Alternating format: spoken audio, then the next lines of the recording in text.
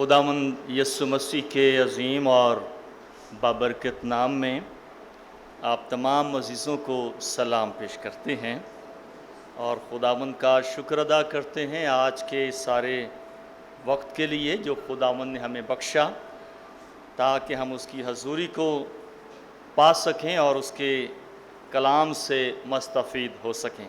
आमीन आमीन आमीन। खुदावंद का शुक्र हो। खुदावंद के मुक़द्दस कलाम में से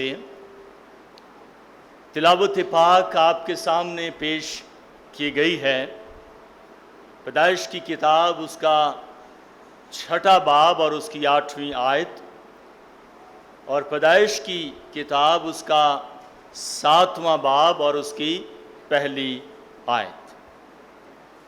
और आज का जो हमारा ख़ास मौजू है शेड्यूल के मुताबिक वो रूहानी बेदारी है।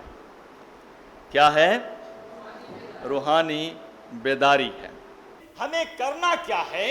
हमें करना ये है कि हमें अपनी सोच को, अपने जहन को और अपने दिल के जो इरादे हैं उनको वुसअत देनी है, ताकि जब आप किसी चीज को कबूल करने के लिए, हासिल करने के लिए अपने जहन के अंदर कुछ वक्त देंगे तो वो आपकी सोच और जहन के अंदर आएगा। वरना होता क्या है? होता ये है कि जो चीजें हमारे दरमियान पहले से मौजूद हैं या जो हमने अपने बड़ों से, उन्होंने अपने बड़ों से, उन्होंने अपने बड़ों से, हमने अपने बड़ों से ऑलरेडी सुनी हुई होती हैं या वो ऑलरेडी हमारे साथ चल रही होती हैं, हम उन बातों पर स्टिल कायम रहते हैं और हम कहते हैं कि ये बात तो फर्क है, हमने तो ऐसे सुना, हमने तो ऐसे सुना, हमने तो ये सुना, वो सुना। सो इसलिए खुदा के कलाम को पढ़ने से और सुनने से ज्यादा बेहतर ये है कि हम खुदा के कलाम को अमली तौर पर अपनी जिंदगी के अंदर ले सकें। आमीन। सो इसलिए बड़ा जरूरी है कि बहुत सारी चीजें जो हैं वो हमारे दरमियान कलेक्टिव नॉलेज के तौर पर होती हैं, लेकिन बहुत सारी चीजें हैं जो हमारे सामने खुदा के कलाम के अंदर से रूहानी इल्म के मुताबिक होती हैं। सो इसलिए इस बात को हम समझने की कोशिश करेंगे। बेदार होने का जो असल मतलब है वो है होशियार रहना या होशियार होना, या फिर चौकन्ना हो जाना, खबरदार रहना, मुकम्मल तौर पर अपने आप को तैयार रखना, चुस्त रहना वगैरह वगैरह। सो ये जो तमाम तर लफ्ज हैं ये सारे लफ्ज बेदार के अंदर सिमट जाते हैं और इस तौर पर खुदा जो है वो हमारी जिंदगी की रहनुमाई करता है। खुदा हमें बेदार देखना चाहता है। खुदा हमारी रूहानी जिंदगी पर निगाह किए हुए है और खुदा ये समझता है कि इस रुए जमीन पर, इस दुनिया में किस तरह के बेदार लोगों की जरूरत है। और याद रखें कि खुदा हर जमाने के अंदर अपना एक बकिया रख छोड़ता है ताकि वो दुनिया के लिए, जमानों के लिए, कौमों के लिए बेदार हो और फिर उन्हें बेदार करने के लिए अपने आप को तैयार कर सके। आमीन। सो इसलिए खुदा के कलाम के मुताबिक बहुत सारी ऐसी बातें हैं जो हमारी जिंदगी के लिए बड़ी मायना खैज है। सो इसलिए याद रखें कि खुदा इस रुए जमीन पर अपना काम करने के लिए बेदार है और उसके काम को करने का जो जरिया है, जो टूल है, वो खुदा के ईमानदार और रास्तबाज लोग हैं। गैर रास्तबाज कभी भी खुदा का काम नहीं करेगा जब तक उसे ऊपर से, जब तक उसे खुदा की तरफ से جب تک اسے خدا کے پاک روح کی طرف سے وہ بلاوا راست بازی کا نہ آ جائے اور وہ اس کے لیے تیار نہ ہو جائے۔ کئی مرتبہ یاد رکھیں کہ آپ کے سامنے دنیا کے حالات ہیں کہ کئی مرتبہ لوگ خدا کے بلاوے کو سنتے ہیں لیکن بیدار نہیں ہوتے۔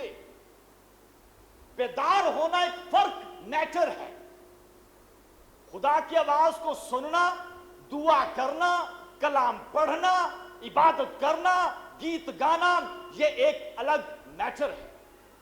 اس لیے خدا جو ہے وہ کس طرح کے بیدار لوگ چاہتا ہے اور ان کی خوبیاں جو ہیں وہ کیا ہوتی ہیں۔ یہ جو حوالہ ہم اسی کے اندر رہیں گے، یہ جو حوالہ آپ کے سامنے پیش کیا گیا ہے اس کے اندر جو روحانی بیداری کے معنی ہیں وہ نبوتی اعتبار سے بھی ہوں گے، وہ تعلیمی اعتبار سے بھی ہوں گے اور وہ نصیحتی اعتبار سے بھی ہوں گے۔ اب یہ آپ پر ڈیپینڈ کرتا ہے کہ آپ نے ان چیزوں کو کس طرح سے سمجھنا ہے یا انہیں اپنی زندگی کے اندر لینا ہے۔ اوکے؟ یہ ایک وقت ہے جس وقت کے اندر اس روئے زمین پر خدا نگاہ کیے ہوئے تھا اور خدا کسی کو تلاش کرتا ہے، دنیا کو دیکھتا ہے۔ دنیا کی بیداری کو خدا نظر انداز نہیں کرتا کہ دنیا بہت بیدار ہے، لیکن خدا کو جو بیداری چاہیے وہ کسی اور اینگل سے ہے اور اس کے مطابق خدا نے یہاں پر ایک شخص کے اندر وہ بات دیکھی ہے اور اس شخص کا نام یہاں پر کیا بتایا گیا ہے؟ نوح۔ یہ بھی شخص بیدار ہے لیکن یہ خدا کے موافق ہے۔ دنیا بھی بیدار ہے، دنیا اسی طرح سے اپنے آپ کو چلا رہی ہے، رات کو سوتی ہے، صبح اٹھتی ہے، اپنے کام کاج کرتی ہے، اپنے معاملات طے کرتی ہے، اچھائی برائی کی تمیز وہ نہیں کر رہی اور ان کے خیالات جو ہیں وہ بدی کے لیے بیدار رہتے ہیں۔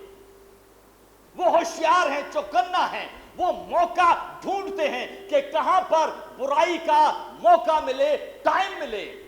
یہ لوگ بھی بیدار ہیں لیکن خدا جو ہے وہ ڈھونڈ رہا ہے کہ ایسا بیدار شخص، ایسا انسان جو میرے کام کے موافق ہو، جو میرے حکم کی تکمیل کر سکے، جو مجھے سنے اور پھر ایمان سے اس پر کاربند ہو سکے۔ یہ وہ بیدار شخص ہے جو خدا کی آواز کو سنتا ہے اور خدا کی آواز پر لبیک کہتا ہے اور ایمان سے خدا کے حکم کے مطابق اس کام کو شروع کر دیتا ہے جو اس کے وہم و گمان میں بھی نہیں ہے۔ یہ وہ بیدار شخص ہے۔ آمین۔ ہماری بیداریاں فرق ہیں۔ ہم نے 100 مرتبہ ہیلے بہانے کرنے ہیں، ہم نے 100 مرتبہ چیزوں کو ناپنا تولنا ہے، ہم نے 100 مرتبہ کوشش کرنی ہے کہ خدا اور واضح بتائے، اور واضح بتائے، اور واضح بتائے۔ خدا کتنا واضح بتائے گا کہ اس دنیا کے اندر میں تمہاری زندگی سے یہ کام کروانا چاہتا ہوں۔ آمین۔ اس لیے بار بار جب ہم خدا کے کلام کو پڑھتے ہیں تو آپ کو خدا کے کلام کی آواز جو ہے وہ فرق طریقے سے سننے کو ملے گی۔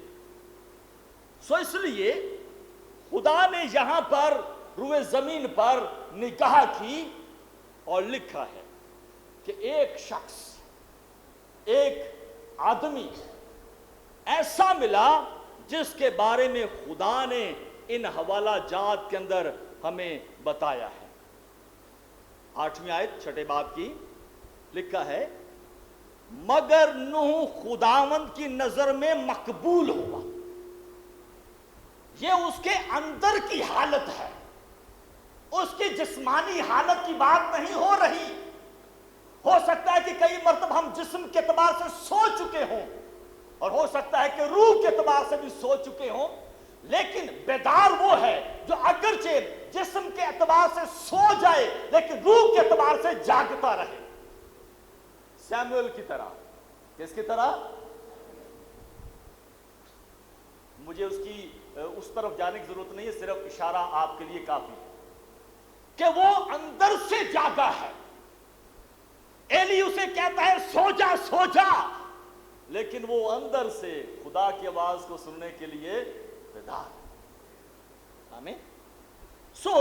جب ہم اندر سے جاگتے ہیں، اندر سے خبردار رہتے ہیں، اندر سے ہم ہوشیار رہتے ہیں، تو پھر خدا کی آواز کو سننے میں ہل و حجت نہیں ہوتی۔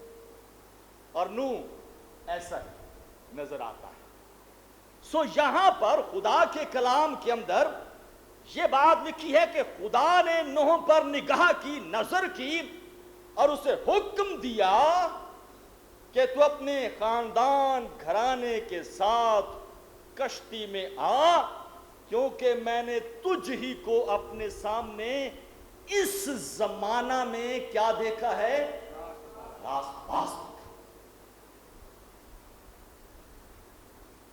اور یہ اس زمانے کے گرچہ بات ہے، اور اس کا اطلاق میرے اور آپ کے زمانے پر بھی ویسا ہی ہے۔ خدا آسمان سے تلاش کر رہا ہے آخر وقت کے لیے بیدار ہونے اور دنیا کو آگاہ کرنے کے لیے، اور یہاں پر آخری ٹائم کی بات ہو رہی ہے جب خدا نے آسمان سے فیصلہ کر لیا کہ اب میں اس دنیا کو ختم کروں گا، اور یہ لاسٹ ٹائم کی بات ہے، اور یسوع مسیح لاسٹ ٹائم کے لیے آپ کو اور مجھے اپنا پاک روح دے گیا ہے تاکہ تم بیدار اور ہوشیار رہو، تاکہ آنے والے وقت کے لیے لوگوں کو آگاہ کر سکو۔ آمین۔ اس لیے خدا زمانوں کے ساتھ، قوموں کے ساتھ جب کلام کرتا ہے تو خدا اپنا بقیہ ہر موقع پر، ہر زمانے میں رکھتا ہے۔ اس زمانے میں خدا نے یہاں پر یہ کام کیا۔ خدا کے بندہ نوح نے ایمان سے، جس سے یہ ایمان اس کی روحانی بیداری کو اجاگر کرتا ہے، اس ایمان کے اندر شک نہیں ہے، اس ایمان کے اندر حل و حجت نہیں ہے، اس ایمان کے اندر گلہ اور شکوہ نہیں ہے، اس ایمان کے اندر ضروریات زندگی کا معاملہ نہیں ہے۔ یاد رکھیں کہ نوح کے زمانے میں اس روئے زمین پر زمین کی قیمتیں آسمان تک پہنچ چکی تھیں، زمین بڑی مہنگی تھی اس ٹائم میں، آج کے دور کی طرح اس زمانے میں زمین بڑی مہنگی تھی، پراپرٹیز لوگ دڑا دڑ خرید رہے تھے، اور وہ اس اعتبار سے خرید رہے تھے تاکہ آنے والے وقتوں میں ہماری نسلیں جو ہیں وہ محفوظ رہیں۔ لیکن نوح کے ایمان کے اندر زمین کوئی اہمیت نہیں رکھتی، نوح کے ایمان کے اندر خدا کی آسمان کی جو زمین ہے وہ سب سے بڑی اہمیت رکھتی تھی۔ ہاللیلویہ۔ اسے معلوم تھا کہ یہ زمینیں جو کہ آج بہت مہنگی ہیں ختم ہو جائیں گی، لیکن آسمان پر ایک ایسی زمین ہے جو نہ ختم ہونے والی ہے بلکہ ابدی ہوگی، اور اس کی نگاہ ابدی سرزمین پر تھی۔ اس لیے روئے زمین پر رہتے ہوئے سارے حالات اس کے سامنے موجود تھے۔ اور یاد رکھیں، علمی اعتبار سے تھوڑی بات آپ کو بتاتا چلوں کہ یہ وہ وقت تھا آدم سے لے کر نوح کے طوفان تک 1665 سال کا یہ ٹائم ہے، دورانیہ ہے۔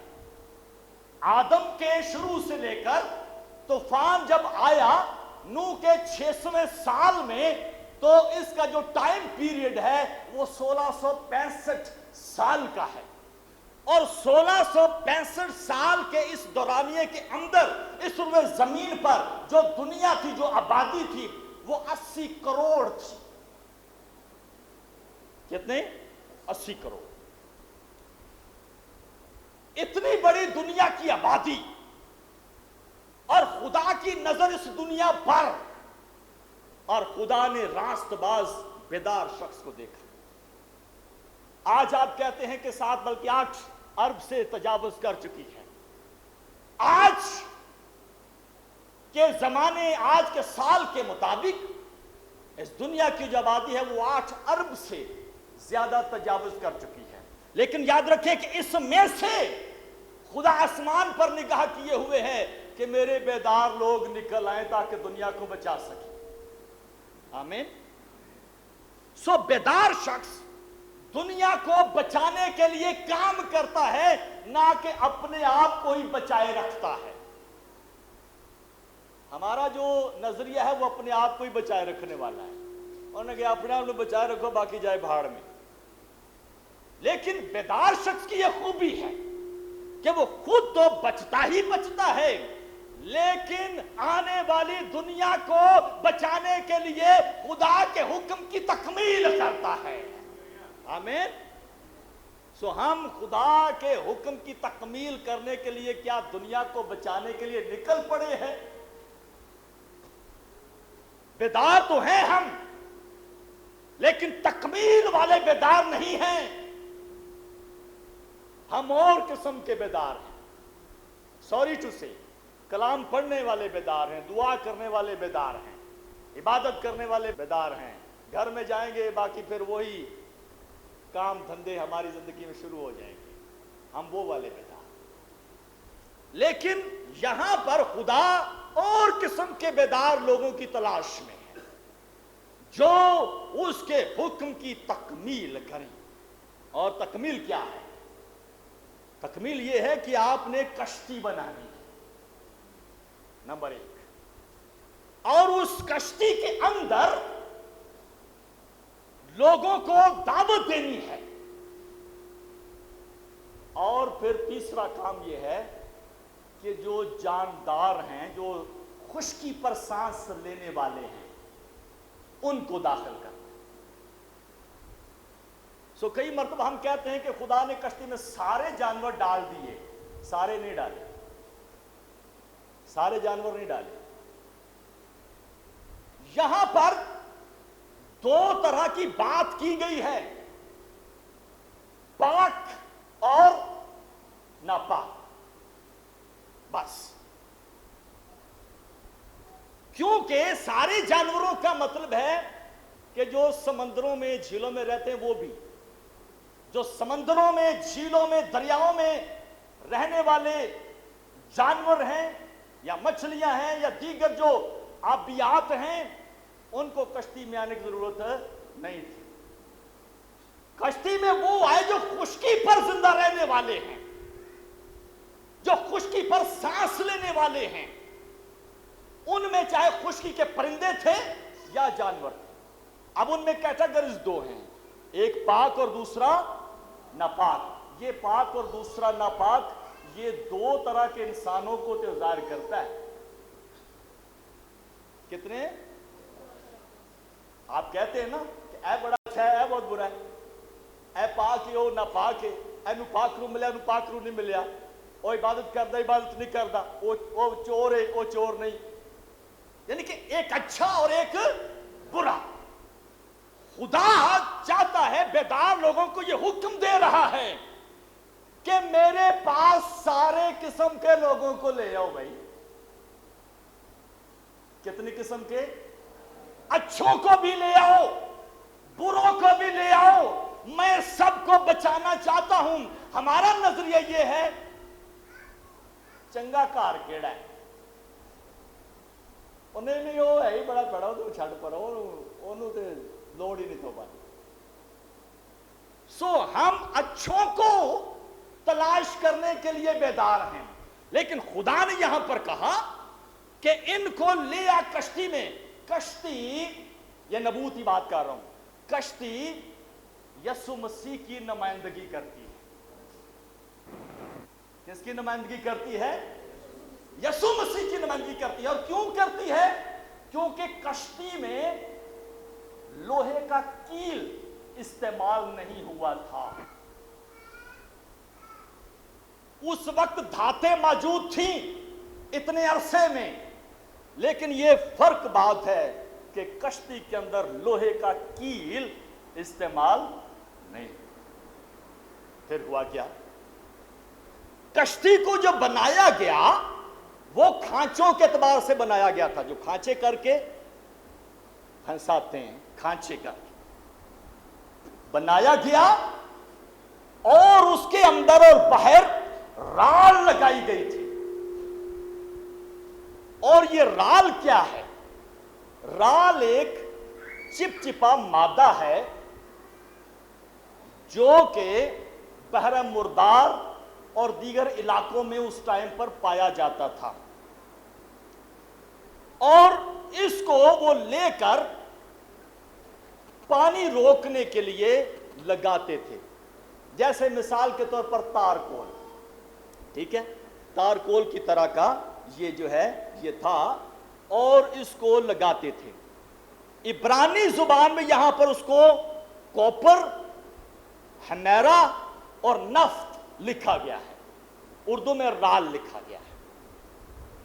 سو یہ وہ رال تھا، یہ وہ مادہ تھا جو تارکول کی طرح تھا، بلکہ اس سے زیادہ بہتر تھا، اور اس کو کشتی کے اندر اور باہر لگایا گیا تھا، اور اس نے اس کو جکڑ دیا تھا۔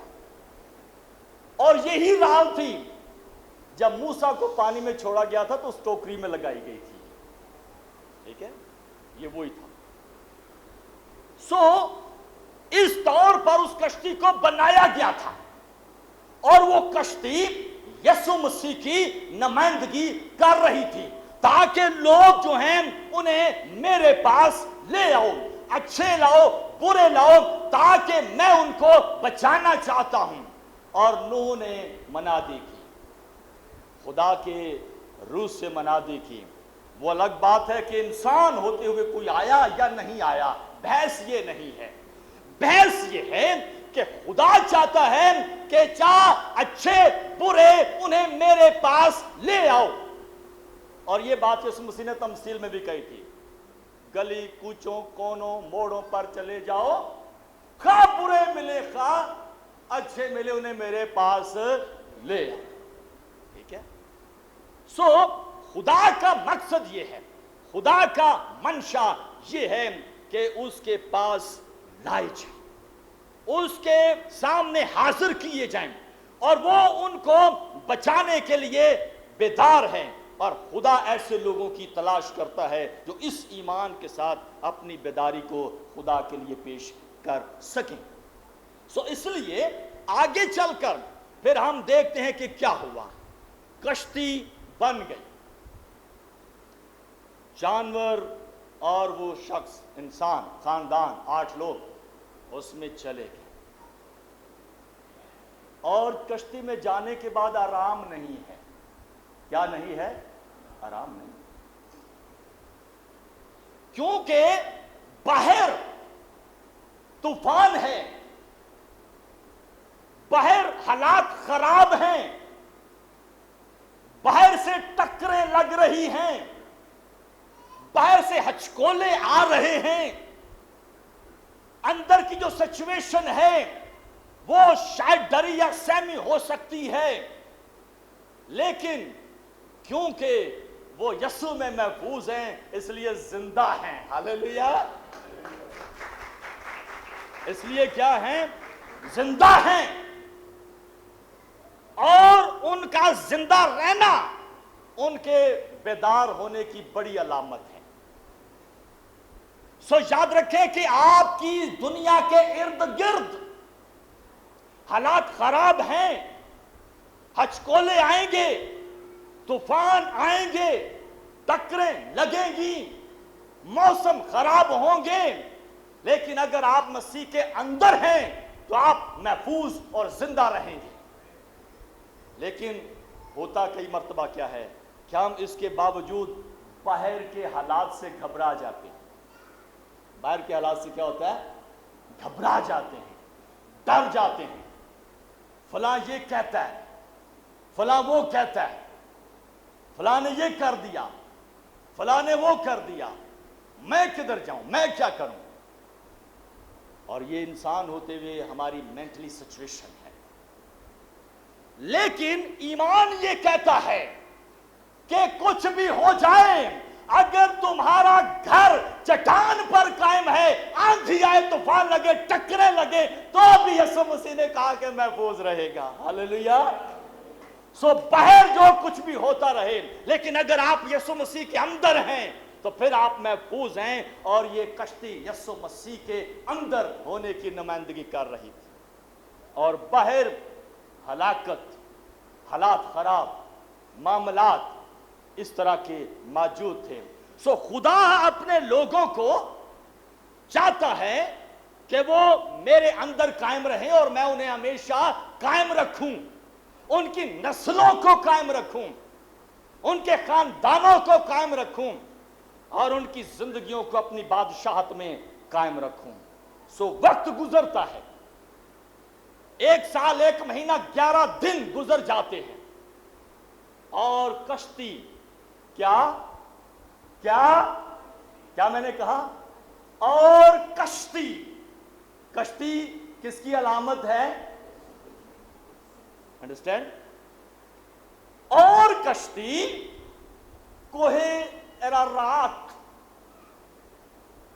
کے پہاڑ کی چوٹی پر جا کر کیا ہو گئی؟ ٹھہر گئی، ٹک گئی۔ کیا ہے؟ دیکھیں، یہ جو کشتی یسوع مسیح کی علامت ہے، اور میں نے پہلے آپ کو بتایا کہ اس میں کیل کا استعمال نہیں ہوا۔ یہ کوہ ارارات یہ ترکی میں ہے۔ یہ کہاں پر ہے؟ ترکی کے اندر ہے، اور اس کا میں تھوڑا سا آپ کو بتاتا چلوں کہ یہ 17,000 فٹ بلند ہے سطح سمندر کی زمین سے۔ تو کشتی کوہ ارارات کے پہاڑ پر ٹک گئی، اور وہاں پر یہ 7 مہینے 25 دن تک ٹھہری رہی تھی، جب تک زمین کا جو پانی ہے وہ خشک نہ ہو گیا ہو۔ ٹھیک ہے؟ سو وہاں پر یہ کیا ہے؟ وہاں پر یہاں پر میں آپ کو بتاؤں گا 2-3 چیزیں۔ کشتی کو جب وہاں پر ٹکا دیا گیا تو نوح کشتی کے اندر ہی تھا، باہر نہیں نکلا ابھی۔ اس نے کوے کو بھیجا کہ جاؤ، اب یہ حکم ہے۔ کوے کو کیا ہے؟ حکم ہے۔ حکم کیا ہے؟ کہ جاؤ اور زمین کا چکر لگا کر یہ دریافت کرو کہ زمین کا پانی اترا ہے یا نہیں اترا۔ یہ حکم تھا کس کو؟ کوے کو۔ بیدار شخص جب ہمیں حکم دیتا ہے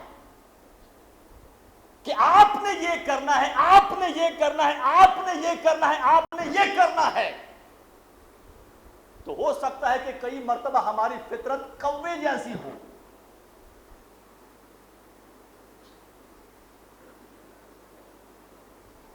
ہم وہ اصل کام نہ کر رہے ہوں جو حکم دیا گیا ہے، ہم کسی اور کام میں لگ گئے ہوں۔ انڈرسٹینڈ؟ وہ آپ تعلیم یافتہ ہیں، سمجھ رہے ہیں میری بات؟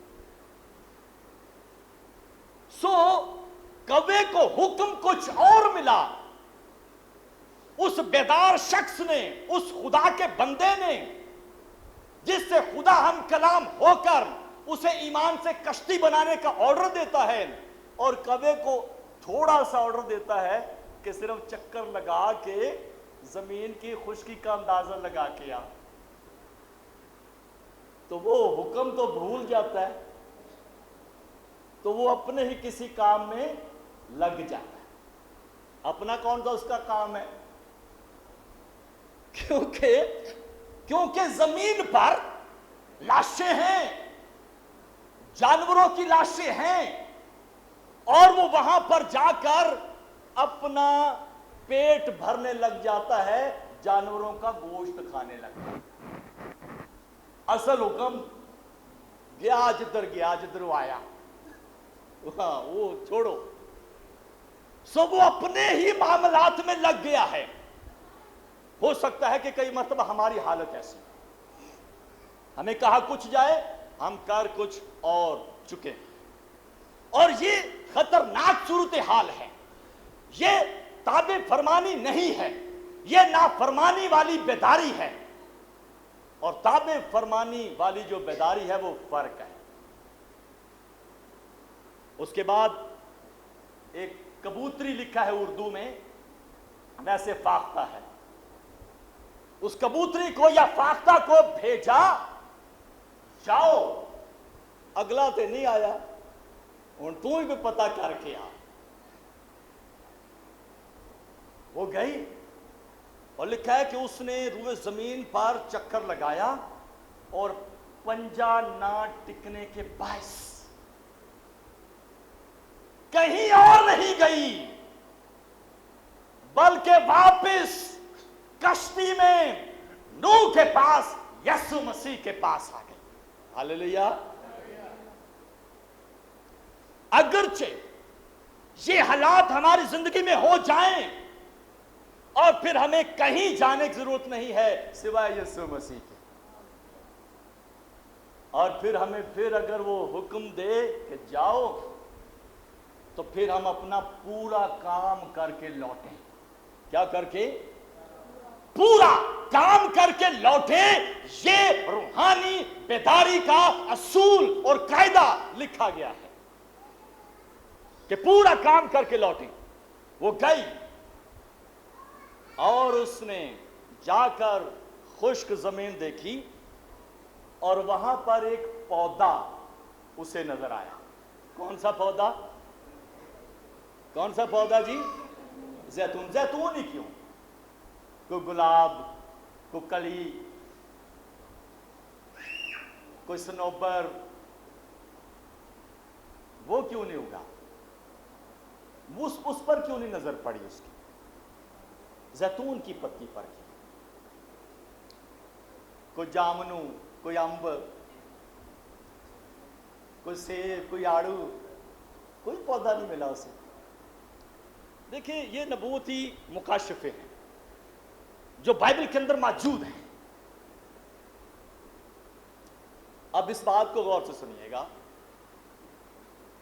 زیتون کی پتی وہ وہاں سے کاٹ کر لائی، اور جا کر اس نے مقدس نوح کے ہاتھ پر پکڑا دی۔ وجہ، اب یہ خدا پلان کر رہا ہے کہ خدا نے اگلا کام کیا کرنا ہے، اور اس کے لیے چاہیے کیا، کیونکہ نوح نے اگلا جو کام ہے وہ خدا کے لیے مذبح بنانا تھا۔ کیا کرنا تھا؟ مذبح بنانا۔ اور مذبح کہاں سے بنائے گا؟ کیا وہاں پر اینٹوں کا بھٹا لگا ہوا ہے، یا کسی نے کوئی ٹرک بھیج دیا ہے اینٹوں کا، بجری کا، سیمنٹ کا، پتھروں کا؟ آلے بھائی، اس نے کشتی سے اتر کر اسی زمین سے کوئی پتھر، کوئی لکڑی چننی ہے، ایسا ہی ہے۔ اور یہ جو زمین پر پتھر یا لکڑیاں پڑی ہوئی ہیں، یہ ناپاک ہو گئی ہیں۔ کیا ہو گئی ہیں؟ جانوروں کے مرنے سے، انسانوں کے مرنے سے، بدبو تعفن سے ناپاک ہو گئی ہیں۔ زیتون کی پتی کیا کرے گی؟ نوح کے ہاتھ میں زیتون کی جب پتی آ گئی ہے، تو زیتون کا کام ہے کہ ناپاک چیزوں کو پاک کر دے۔ ہاللیلویہ۔ ناپاک چیزوں کو پاک کرنے کے لیے خدا نے زیتون کے تیل کا حکم دیا تھا، اس لیے زیتون کی پتی اس کے ہاتھ میں آ گئی۔ اس نے اپنے ہاتھ میں زیتون کی پتی لی، اور اس کے ہاتھ پاک ہو گئے، اور جس پتھر کو وہ زمین سے اٹھاتا مذبح بنانے کے لیے، وہ پاک ہو جاتا، اور اس مذبح پر پاک چوپایوں کی قربانی پیش کر دی گئی۔ ہاللیلویہ۔ ایسے ہی نہیں ہوا یہ کام، اور یہ وہ بیداری ہے جو خدا اپنے لوگوں کے ساتھ چاہتا ہے کہ تم پاک بنو، اور زیتون کا تیل نہیں، اب میرے خون سے اپنے ہاتھ رنگ کر میرے لیے پاک مذبح بناؤ۔ آمین۔ پاک مذبح بناؤ، مجھے صلیب پر لٹکے مت رہنے دو، میں نے تمہارے لیے اپنا خون بہا دیا ہے، بیدار ہوشیار ہو جاؤ اور میرے خون سے اپنے آپ کو پاک کر کے میرے لیے مذبح بناؤ اور اس پر پاک قربانیاں چڑھایا کرو۔ اب یہ تعلیمی بات یہ ہے کہ ہماری پاک قربانیاں پاک دعائیں ہیں، ایسا ہی ہے۔ ہمارے مذہبے، ہمارے خاندان، اور یہ ہے، اور یہ ہمارے نہیں بلکہ یہ خدا کے مذہبے۔ کس کے ہیں؟ خدا کے ہیں۔ وہ تو ویسے ہی ہم میرا میرا تیرا تیرا کرتے رہتے ہیں، وہ ہماری انسانی فطرت ہے کہ یہ مذہب میرا، یہ مذہب میرا، وہ مذہب تیرا، وہ مذہب تیرا۔ حقیقت میں کس کا ہے؟ حقیقت میں کس کا ہے؟ سب بولیں خدا کا ہے۔ یہ مذہب خدا کے لیے ہیں اور خدا نے بنوائے ہیں تاکہ میرے حضور پاک قربانیاں چڑھاؤ اور میں اس کی راحت انگیز خوشبو سے آسمان پر خوش ہو جاؤں۔ کیا ہم اپنی راحت انگیز خوشبو سے آسمان پر خدا کو خوش کر رہے ہیں یا تیری تیری میری میری کے چکر میں ناراض کر رہے ہیں؟ کیا ہم خدا کے اچھے لوگوں کو ہی مذبح کے پاس لا رہے ہیں یا جو اچھے نہیں ہیں ان کو بھی لا رہے ہیں؟ کیا ہم ایک دوسرے کو اپنی زندگی کے اندر قبول کر رہے ہیں یا اپنے آپ کو قبول کروائے بیٹھے ہیں؟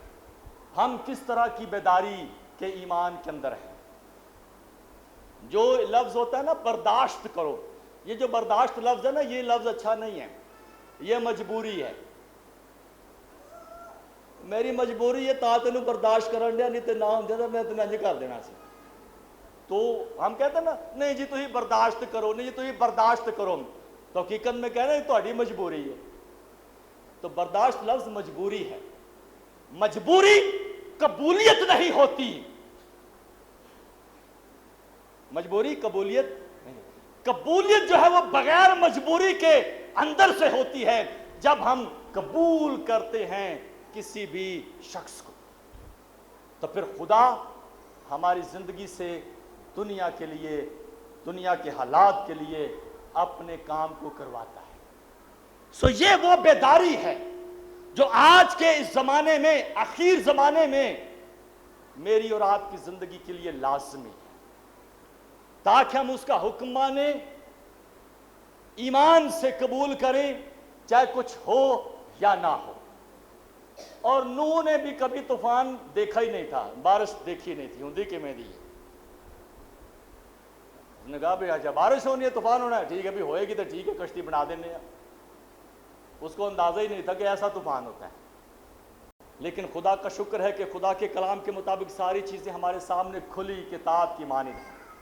ہمیں اس میں سوچنے کی ضرورت نہیں ہے، صرف ضرورت اس بات کی ہے کہ ہم جسم کے اعتبار سے بیدار نہیں بلکہ اندر کے روح کے اعتبار سے بیدار رہیں اور خداوند کے ساتھ اس کے کام کو اس طریقے سے کریں جس طریقے سے وہ کہتا ہے۔ آئیے ہم دعا کریں اور خداوند کے کلام پر غور کریں اور اپنی زندگیوں پر غور کریں کہ ہم کون سی بیداری کے حالات میں ہیں۔ اگر کہیں پر میری اور آپ کی زندگی کے اندر کوئی کمزوری ہے تو ہم اسے دور کریں اور خداوند کے لیے ایک اچھا بقیہ رہتے ہوئے دنیا کو یسوع مسیح کے پاس لائیں۔ خدا ہمیں برکت دے، آمین۔